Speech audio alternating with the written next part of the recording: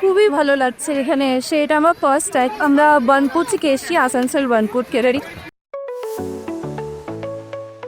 নতুন বছরকে উদযাপন করতে পর্যটকদের উপচে পড়া ভিড় রাজ্যের অন্যতম পর্যটন কেন্দ্র শুশুনিয়া পাহাড়ে। সবুজে ঢাকা শুশুনিয়া পাহাড়ের প্রকৃতি আর স্থানীয় হস্তশিল্পের সম্ভার বরাবরই আকর্ষণ করে পর্যটকদের। বড়দিনেও শুশুনিয়ায় ঢল নেমেছিল মানুষের। বছরের শুরুতেও ধরা পড়ল সেই একই ছবি। তবে চলুন দেখে নিই পাহাড়ের কোলে কেমন কাটছে তাদের নতুন বছরের নতুন দিন। পাহাড় দিয়ে ঘেরা এই মনোরম প্রাকৃতিক পরিবেশ বরাবরই এখানে টেনে আনে পর্যটকদের। শীত পড়লেই রাজ্যের বিভিন্ন জায়গা থেকে পর্যটকরা আসেন এই পাহাড়ে। আর যারা একবার আসেন তারা এই জায়গার প্রেমে পড়তে বাধ্য। খুব ভালো লাগছে। এটা আমার প্রথমবার আসা।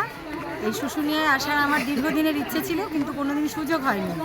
আজকে এলাম, এসে ভীষণই ভালো লাগছে।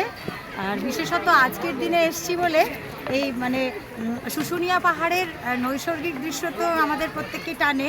সেটা ফাঁকা অবস্থাতে একরকমের তার সৌন্দর্য। আর আজকে এত জনসমাগমে সেটাকে আমরা আলাদাভাবে অনুভব করছি এবং উপভোগ করছি। প্রকৃতির টানে এই মনোরম পরিবেশে বারে বারে ফিরে আসেন পর্যটকরা। আরও খবর জানতে চোখ রাখুন টাইমস নাও খবরে।